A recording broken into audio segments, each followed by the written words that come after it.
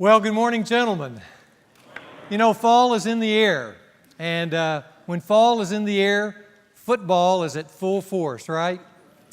The other night I was watching Auburn put it on Mississippi State, and as I was watching, the camera panned down by the sidelines, and I saw Jackie Sherrill, and I kind of had a flashback to my college playing days because I was one of the very first players that Jackie Sherrill ever coached. He was a graduate assistant from the University of Alabama, and he was just come to the University of Arkansas, and he coached linebackers, and so there we were. We met the very first day I was up at the university to play there. And when I was seeing him there on the sideline, it reminded me of a story I heard about Jackie Sherrill once. Jackie had just had his team be soundly beaten by, of all teams, Louisiana Tech. And he was mad, and he could get real mad. He was also known as the kind of guy who tried to do things in kind of strange ways to motivate his team. So he called all his players into the locker room, had them all there, and he said, "Guys, we're not going to make it this season unless you look down within yourself and get tougher. I mean, a lot tougher. You know how tough you need to get?" And he went over and he pulled out this little pail, brought it into the middle of the room, reached down and pulled up a baby alligator. He said, "Let me show you how tough you're going to have to get." He unzipped his pants and dropped his drawers, turned around, and let that alligator just take a big chunk into his rear end. And the alligator's hanging off his rear end like this. And he's walking around looking at his players, and he was going, "This is how tough you've got to get. This tough. You think you can be this tough?" And then he poked the alligator in the eyes, and the alligator let go, and he picked the alligator up, and he said, "Okay, who wants to be next?" Some big old dumb lineman in the back raised his hand and said, "Well, I will, Coach, if you don't poke me in the eyes to make me let go."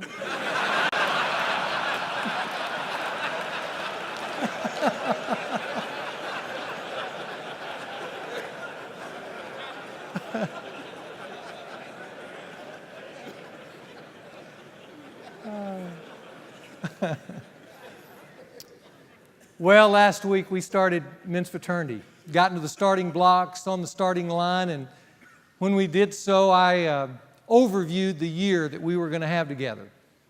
And I gave you some presuppositions that would strongly influence the messages that I'm going to be presenting to you. I want to give two of the most important ones just as a reminder. First of all, I said last week, manhood is in a state of confusion today.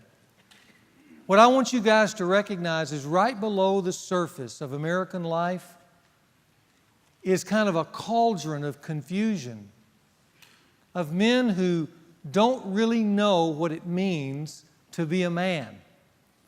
Well, they know generally kind of how a man acts in certain ways, knows how to make a living, knows he needs to get married, but as far as what it is that's noble and right about a man, substantive in a man's soul, he's lost. And so he kind of catches every little wind that comes through the culture thinking maybe that's what it means to be a man. But there's not anything permanent that can last for a lifetime. I also told you last week that along with that confusion, there is no compelling vision that calls a man up. There are a lot of things, as you guys know, that call a man down. But very few things, especially very few visions that really call a man up to be the kind of man he really needs to be. I also made, as Tim said, a few promises to you last week. I just want to remind you of the 5 promises that I gave to you. First of all, I said that if you could stick with me the whole year, by the time you leave at the end of the year, you would have a clear, compelling definition of what it meant to be a man. I also said that you would have a manhood language that would allow you to converse with other men in this room in a substantive way for your life that would call you up. I told you that if you stuck with me the whole year, you would make some significant discoveries about yourself. And I want you to know the reason I can make that promise is because men who've been with us in men's fraternity in the past, some of those men have not only made significant discoveries, but some of the most life-changing discoveries of their whole life. According to their wives and friends and family, By the end of the year, they walked out different men and have remained different men, and a much better man at that. And I told you would make some new friends, because we're all pursuing the same goal, and that is we do want to be a better man, and that's why we're here.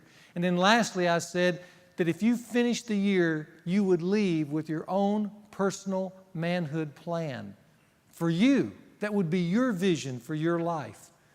Now, next week, I'm going to hand you out a draft of that plan. We're going to walk through it so you can get underway. But just to let you know, I think that's the most important thing that you will do here in Men's Fraternity for you, is that you will script for yourself a plan, a noble plan that will call you for your own personal life and your own personal situation up. And in the soul of every man, he wants to go up. And that's what we're going to be talking about this year. Now, this morning, as we embark on our journey into authentic manhood, I thought it would be good to start today by just giving an initial vision of what a real man looks like. To start, I want you to listen to the words of Garrison Keillor, the humorist. He writes this: Plato, St. Francis, Leonardo da Vinci, Vince Lombardi, Yogi Berra. You don't find guys of that caliber today. What you find is terrible gender anxiety, guys desperately trying to be Mr. Right, the man who can bake a cherry pie, go shoot skeet, come back, toss a salad, converse intimately about intimate matters, cry if need be, laugh, hug, be vulnerable, perform passionately that night, and then the next day go off and lift them bales and tote that barge. You know, trying to be Mr. Perfect, Keillor says, is a terrible way to spend your life. And I say that because today, perfect is the image that I think men get from the world around them. They think they need to be everything to everybody. They need to be everything at once. The man who can do it all. And I think that's a terrible way to live. In fact, I think a much better way to live, or a much better term than perfect, is just simply the word balanced. I think what the world is needing from men today is a life of balance. A real man is a balance of 4 expressions. And today I'm going to give you 4 faces of manhood, each complementing the other, each synchronizing with the other, each balancing the other. And I think this is what the world is looking for, and I think in some ways this is what we're looking for. So let me give you the 4 faces of manhood. Here's the first face. It's called the king face, the face of the king. Now, this face doesn't come easily in a man's life. The fact is, this face has to be cultivated over time. There has to be a number of ingredients that go into helping a man put this face on. It's through his parents. It's through mentors. It's through heroes, stories, faith, persevering through special problems. It comes about through integrating his religion into his life. All of which creates in the soul of a man over time, his principle is forged in the crucible of this man's life, a love of the right. That's the king face. It's the love of the right. And a love of right over comfort and circumstances. It's the face a man shows when he's asked to cheat on a business deal. It's the face a man shows when it comes time to keep his promise, although now keeping his promise is going to be extremely difficult. It's the face a man shows when he makes good on his debt. The face he shows when he risks his own life to save another person, or when he's on a business trip and he's propositioned by a female companion. It's the face he shows when he could take advantage of someone else, but he chooses not to. Or he stands up to a good friend whose life is out of control and risks the friendship in order to call the friend back to what is noble and what is just. It's that face he shows without blinking in the face of danger. It's the face that doesn't waver even though he knows there are risks and consequences by standing up to that which is ignoble and wrong. I call it the king face. This is the face that reflects righteous energy. It's the face reflecting righteous energy. In the Bible, you see that face reflected in the prophet Nathan, who comes to King David to confront him about his secret adultery, knowing that when he confronts the king, he's laying it all on the line, and the king, with just a word, could either banish him from the kingdom forever or have him put to death. And yet, he looks into the face of a king and says, "You are the man, and you're wrong."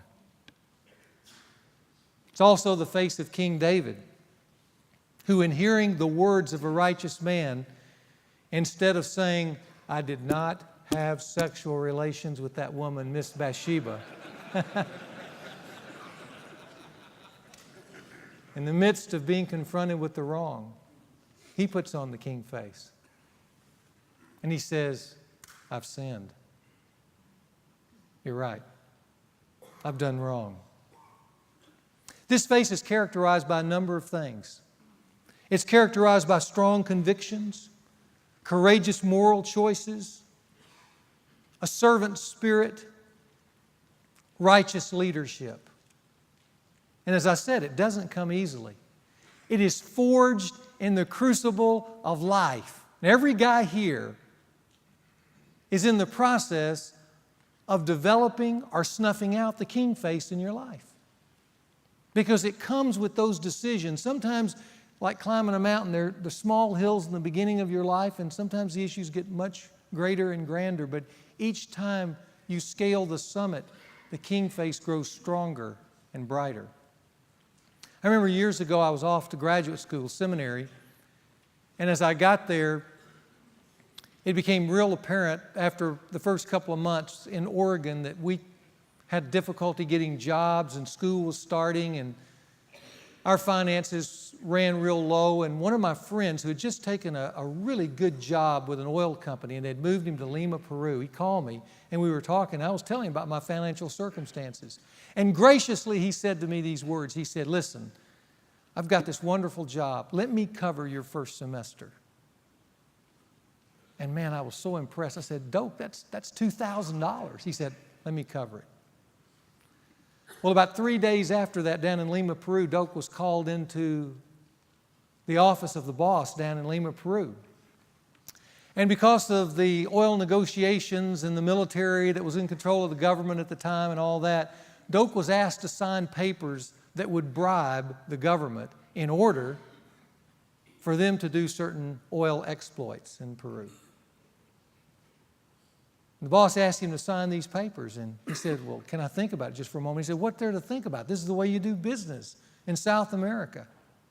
He said, "I know, but that's not the way I thought I was going to do business." So he walked around the block, and he came back, and he said, "I really don't feel comfortable signing those papers." And the boss said, "Listen, if you don't sign the papers, you don't work here." So he lost his job that day and all his benefits, and struggled to get back to the States. And I remember when he got back to the States, he called me and he told me on the phone that all this had happened to him. And of course, I was sympathizing with him. And of course, the first thing I thought is, "Well, don't worry about what you promised me." And he said, "I got back to the States." And he said, "I looked in my account and I had $2,000 left, and I'm going to send it to you." That's the king face. I never forgot that. Of a man who stepped up with righteous energy to fulfill a promise that he made, even when I thought it wasn't necessary. You see that king face in Scripture in verses like this. Proverbs 4:18, it says this, "But the path of the righteous is like the light of the dawn that shines brighter and brighter until the full day." Now, I know when you read that verse, it's a little bit poetic, but look at it for a moment. When you walk out of here, the day is going to be dawning. We'll have a beautiful day today. The sun will come up and it'll grow stronger and stronger and brighter in its intensity through the day. The writer of Proverbs tells us that's what righteousness is like in life. It grows stronger through life. A man who puts on the king face grows stronger through his life. His life doesn't fade. Now, a lot of us who have a little bit of age to us know that, there are a lot of exploits of guys in the early days who did a lot of things that were wrong. They thought it was cool to sleep around on their wife or to party all night and whatever. But that kind of lifestyle over a period of time grows weaker through the years, doesn't it? But not the righteous. They start with small light, and as life goes on, their manhood gets brighter and brighter until the full day. And that's what the writer's saying here. The king face is part of manhood. He also says in Proverbs 20, verse 7, these words, "A righteous man who walks in his integrity, how blessed are his sons after him." Now, for those of us who have sons, that should mean a lot. Because there are a lot of things you can give your sons. Trips, gear, time with Dad, showing up at his ball game, big hugs. But what the writer of Proverbs is saying is the thing that you can give your son the most is your integrity. How blessed are sons after him, because you fill into their soul a substance that they can't get anywhere else. And it builds a solid core out of which they can live their own life. But if that core isn't built, then they're like a paper house. How blessed are the sons after him. This is what the king face is all about. It's a man who reflects righteous energy all through his life, and he grows brighter through the years. You know what? By the time you get to be 50 and 60 and you look around, you don't compare wealth and houses and cars so much anymore. You compare character and your good name, if you still have one. That's what the king face is all about. Then there's a second face that a man wears. It's called the warrior face. It's the warrior face that says, we can take the company national. Let's do it. It's the warrior face that says, I'm going to lose weight. And did so. It's the warrior face that says, I'm going to repay that debt, even though I don't know how I'm going to get out of debt. I remember a young man coming to me who'd made a mistake in the early years of his marriage and was thousands of dollars in debt. In fact, when he told me the figure, my first thought is, this guy's going to go bankrupt. And he said, I don't feel comfortable going bankrupt. And so what he did is he took 2 extra jobs. He was working in a white-collar professional job, but he started throwing newspapers in the morning and working at a convenience store on the weekends. And did so to dig his way out of debt because he put that warrior face on. It's the warrior face that said in a plane not long ago, let's roll. That's the warrior face. And as you know, that face is the most honored and celebrated of all the men's faces. We love warriors, don't we? We love to celebrate men who are warriors. We celebrate the warriors in legendary figures like George Patton or Teddy Roosevelt or Alexander the Great or William Wallace. We love to celebrate the warriors in business leaders like Ted Turner or Bill Gates or Donald Trump or Sam Walton, or sports warriors like Michael Jordan or Lance Armstrong, Tiger Woods. We go to the movies and we enjoy seeing fictional warriors like a Gladiator, or even a real-life replay of real warriors like Saving Private Ryan. All that stirs the soul of a man because there's something within us that enjoys a good fight. And that's the warrior face. It's the man who can take life head on and win. It's the guy that can take the other guy's best shot and still stand. It's the man who works the hardest or the longest and outlasts the competition. We like the warrior face. Now, sometimes the warrior face can get out of control. Sometimes we can enjoy that in a humorous way. And you guys know I love Dave Barry, or at least you will know before the year's over. And here's an illustration of the warrior face kind of gone to the extreme. Dave Barry writes this column that says, guys aren't stupid, they just act that way.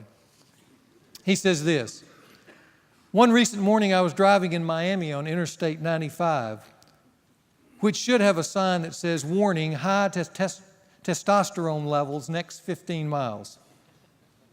In the left lane, one behind the other, were two well-dressed middle-aged men, both driving luxury telephone-equipped German automobiles. They looked like responsible business executives, probably both named Roger, with good jobs and nice families and male pattern baldness, the kind of guys whose most violent physical activity on an average day is stapling.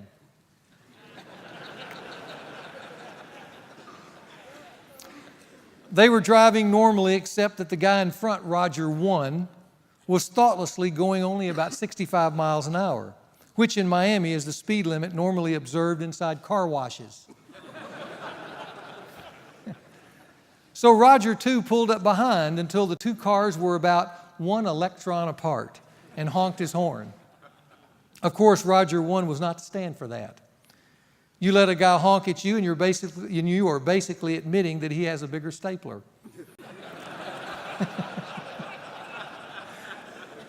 So Roger 1 stomped on his brakes, forcing Roger 2 to swerve onto the shoulder where, showing amazing presence of mind in an emergency, he was able to make obscene gestures with both hands. At this point, both Rogers accelerated to about 147 miles an hour and began weaving violently through dense rush hour traffic, each risking numerous lives in an effort to get in front of the other, screaming and getting spit all over their walnut dashboard. I quickly lost sight of them, but I bet neither one backed down. Their co-workers probably wondered what had happened to them. "Where the heck is Roger?" they probably said later that morning, unaware that even as they spoke, the dueling Rogers, still only inches apart, were probably approaching the Canadian border. Well, sometimes the warrior comes out in us in an extreme like that, and we get out of control. But here's what I want you to know about the warrior. This is a face reflecting conquering energy. Conquering energy. This is the face characterized by initiative. The warrior goes after it. It's the face characterized by protecting.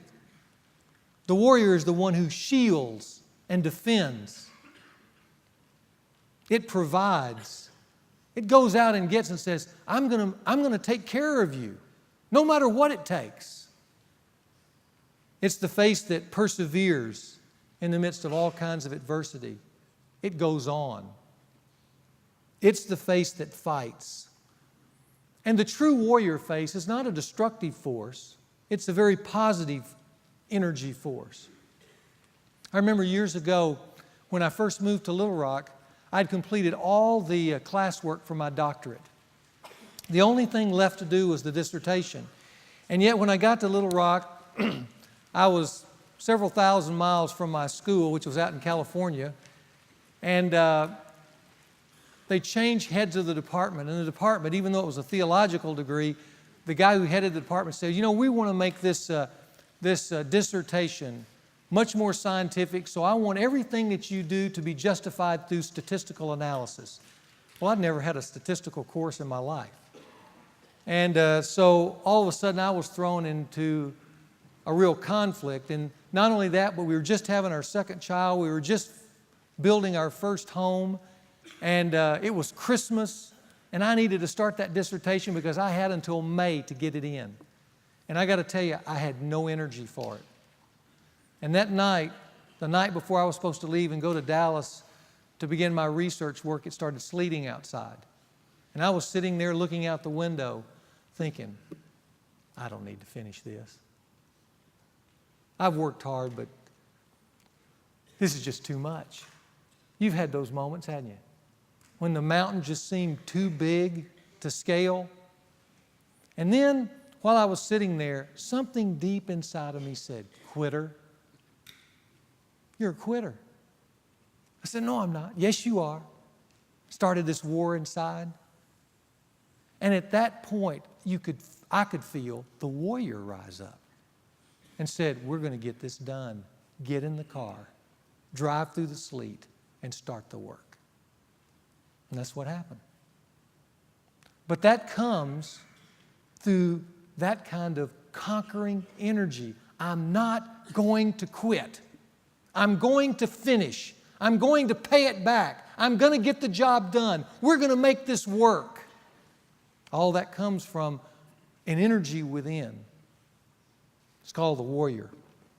You see that in Scripture when in 1 Timothy it says these words, pursue righteousness and godliness and faith and love and perseverance and gentleness. Fight the good fight of faith and take hold. The word really means to seize. Seize the eternal life for which you were called. Now, I want you to look at just those terms for a moment, because those are what I call noble up terms. Godliness, righteousness, faith, those things are not easily seized in any man's life. Love, perseverance, those are the kind of things that you have to work hard for. You have to fight for. And it takes a while to take hold of those things. But here's an older man looking into a young man's face and calling the warrior out, saying, take up the sword and make these things work for your life. Bring them into your life. But it comes through the warrior. Here's a third face, the face of the lover. The face of the lover. Now, the lover is a face that is unnatural to man as the warrior is natural. Because lover is more difficult for most of us as men. It's the lover that picks up on his wife's real needs. It's the lover who is willing to let go of another good business deal in order to spend more time at home. It's the lover who can open his heart and share the things that he really feels, rather than hide those because he feels like he has to have a front for strength. But he can crack open the door and share the hurt in his life and the pain, and he can connect around that kind of sensitivity of feelings in a world of emotion. This is the face, by the way, reflecting romantic energy. Romantic energy. This is the face characterized by tenderness, by sensitivity, by sacrificial care, by emotional openness, by physical affection. Want to hear a warrior suddenly put on the face of a lover? This is the letter of a major in the Civil War, 1861, Major Sullivan Ballou, who wrote to his wife Sarah before the Battle of Bull Run. Here's what he said to her. Now, this is a warrior speaking. But suddenly, because he's got that balance in his life, he can put on the face of the lover. He says to her these words, "The indications, my dear Sarah, are very strong that we shall move in a few days, perhaps tomorrow. And lest I should not be able to write you again, I feel impelled to write a few lines that may fall under your eye when I am no more. I have no misgivings about or lack of confidence in the cause in which I am engaged. And my courage does not halt or falter. I know how great a debt we owe to those who went before us through the blood and suffering of the Revolution. And I am willing, perfectly willing, to lay down all my joys in this life to help pay that debt. But Sarah, my love for you is deathless. It seems to bind me with mighty cables that nothing but omnipotence can break. The memory of all the blissful moments I have enjoyed with you comes crawling over me, and I feel most deeply grateful to God and to you that I have enjoyed them for so long. But how hard it is for me to give them up and burn to ashes the hopes of future years when, God willing, we might have lived and loved together and seen our boys grow up to be honorable men around us. If I do not return, my dear Sarah, never forget how much I loved you. Know that when my last breath escapes me on the battlefield, it will whisper your name. Forgive my many faults and the many pains I've caused you. How thoughtless, how foolish I've sometimes been. But, oh, Sarah, if the dead can come back to this earth to flit unseen among those they love, I shall always be with you in the brightest day and in the darkest night, always with you. And when the soft breeze fans your cheek, it shall be my breath. Or the cool air on your throbbing temple, it shall be my spirit passing by. Sarah, Do not mourn me dead. Think I am gone, and then wait for me, for we shall meet again. A few days later, Sullivan Ballou was killed at the Battle of Bull Run. He was a warrior, but he was also a lover. He had the balance of both faces. Well, this face is seen in Scripture in such verses as Ephesians 5:25, when the Apostle Paul gives a tall order to men in every generation. He says, husbands, love your wives, just as Christ also loved the church. And he says, here's how he loved the church. Here's how you are to put on the face of the lover. Jesus Christ gave himself up for the church. And if you are a husband who knows how to love, you'll give yourselves up for your wives as well. The face of the lover. Then finally, there is the face of what I call the friend. The friend. And can I say this to this large group? You know, many men don't have friends. I'm talking about real friends. And part of the reason we don't have friends, at least in the world we're living in, the kind of friends that connect with us at a soul level, is quite frankly, we don't have time for friends, do we? We want a friend.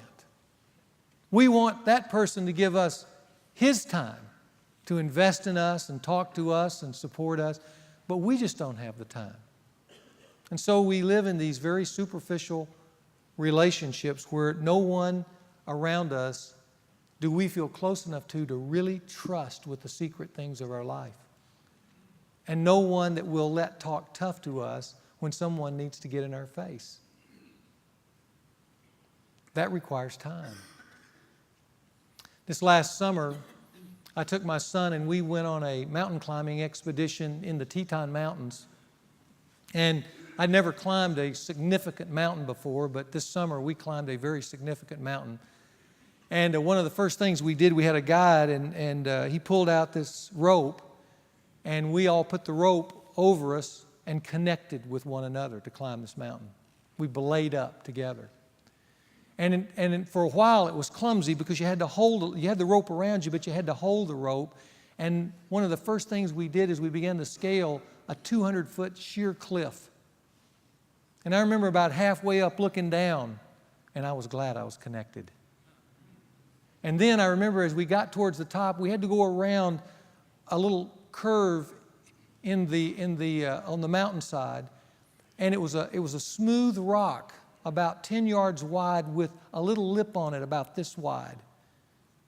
And our guide got to the other side and then called us out. It was 2,000 feet straight down. And I remember stepping out there, and I was glad I was connected. How foolish it would have been of me at that moment to say, I don't need the rope, and I'll just cut it. I can step out there on my own. But you'd never do that when you knew that kind of danger was around you.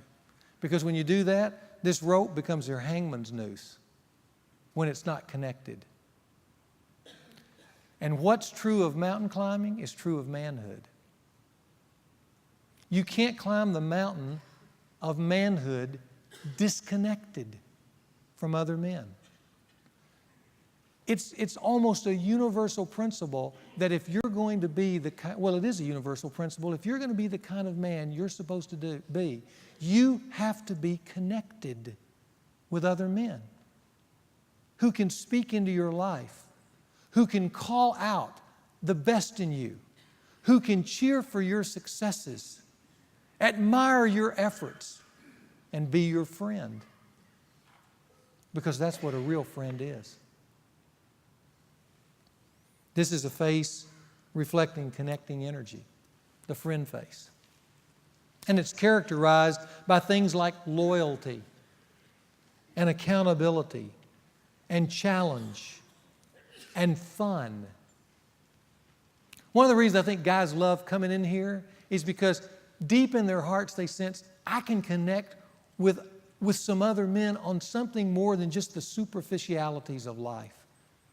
Maybe, somehow, in some way, I can connect, I can join with some other man where I can begin to talk with him about some of the deep things in my heart.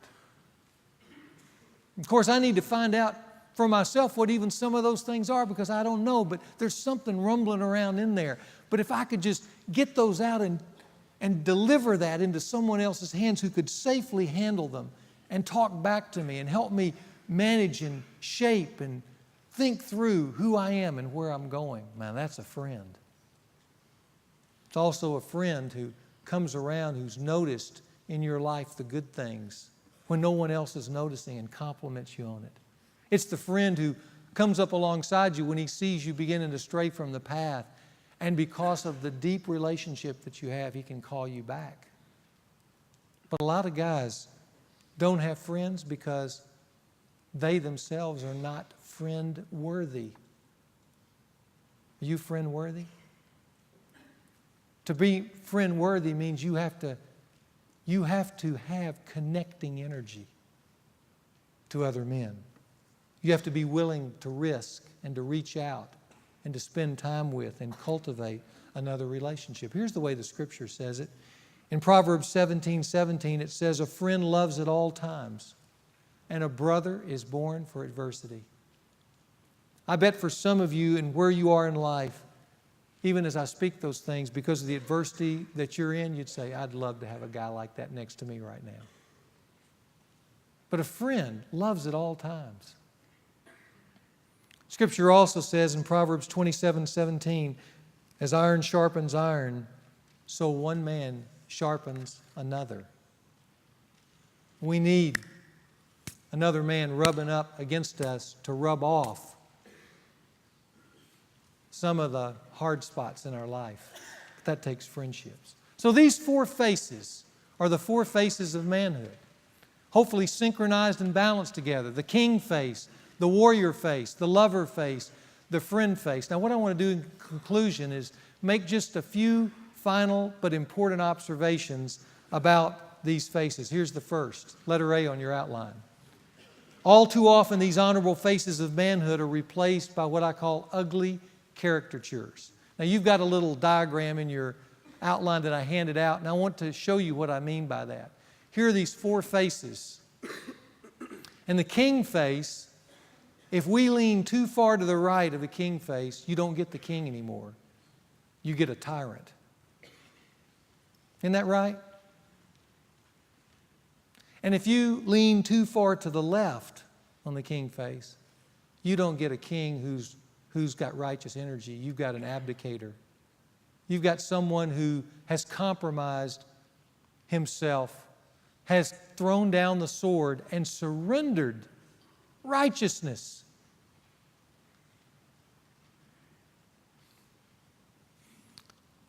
The warrior face, if you lean too far to the right, you don't get a real warrior, you get a destroyer. You get someone who's abusive, harsh, the person who hurts not only himself but his family. If he leans too far to the left, you don't get a warrior at all, you get a wimp. Someone who has no conquering energy, just gives up, surrenders. When you see that in sports, when you see after a game and when the score gets too far ahead, you can watch the opponent drop his head. He's surrendered. The warrior's gone. These great hulks of men, the warrior spirit's left them. There are a lot of guys who have given up the warrior. It's not worth it. On the side of the lover, if you lean too far to the right, you become critical and harsh. You're not someone who people are drawn to, much less your family or your sons or daughters, because you constantly are critiquing them. And very rarely are you loving them, pointing out what they did wrong rather than embellishing what they did right. Not picking up on the real needs, because oftentimes you're so focused on your own. If you lean too far to the left, you become cold and withdrawn. You become a rock and an island, disconnected from the love relationships around you. You can be a friend, but if you lean too far to the right, you become a user like Alan Toffler said many years ago in Future Shock. He said the world would speed up so quick to where rather than have friends, we would have what he called Kleenex relationships. We would take them, use them, throw them away. And that's how we treat our friends. Lean too far to the right, you become a user. If you lean too far to the left, you become a loner. The disconnected guy, the friendless American male. Often the honorable faces become ugly caricatures, and then our world reacts to men and says, see, all men are brutes. All men are insensitive. Have you heard those words before? All men are loners. They just use people. And oftentimes those are the faces, but they're just caricatures of the real deal. Secondly, because of our morally compromised culture, many men today lack the king in their life. And without a king, the warrior becomes unrestrained. If you don't have a king in your life, the warrior can become unrestrained, hurting lives, including your own, in the process. You see, if what a man has in his life is a strong warrior but a weak king, the warrior gets out of control.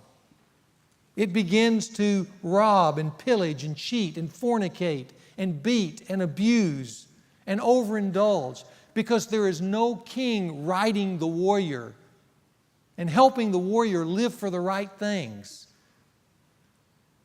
The warrior without a king is a destroyer. And oftentimes that's happened today in our world, where our world kind of honors a dumbed down, immoral masculinity. Third, our increasingly feminized culture has emasculated the warrior in many young men. The result has been the creation of what I call the soft male, indecisive as to direction and weak as to leadership. We talked last week about a culture that increasingly disconnects fathers from sons, and really in the last 30 years has really spurred on the warrior spirit in women. And as men have grown quiet in that environment, and as young men are raised primarily in overly dominated female environments, what it's done is it's stolen the warrior out of a lot of young men's lives. They've grown up where the warrior's been suppressed because the right spirit of a warrior is usually called out of a young man by older men, calling him to become that kind of warrior. But oftentimes in a female environment, the warrior is downplayed or suppressed. Don't hit Johnny, stop.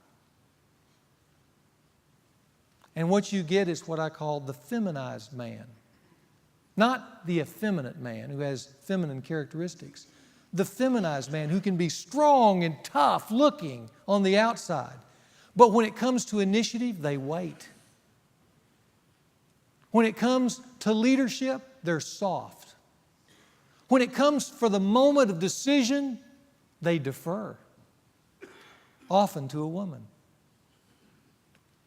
And the reason they do is because the warrior is gone. Instead, it's the soft male. Here's what I want you to know, and this is the last point today, and we'll close. Our world today is desperate to see in men this four-faced balance of manhood. That's what our world wants to see. North, south, east, and west, those are the 4 points on a compass. Winter, spring, summer, fall, those are 4 seasons in the year. Earth, wind, fire, water, those are 4 elements on the earth. King, warrior, lover, friend. Those are the 4 faces of manhood. And guys, here's the question for you this morning. When you look in the mirror, what kind of man do you see? Next week, we're going to start unwrapping in earnest our own manhood. But that's next week.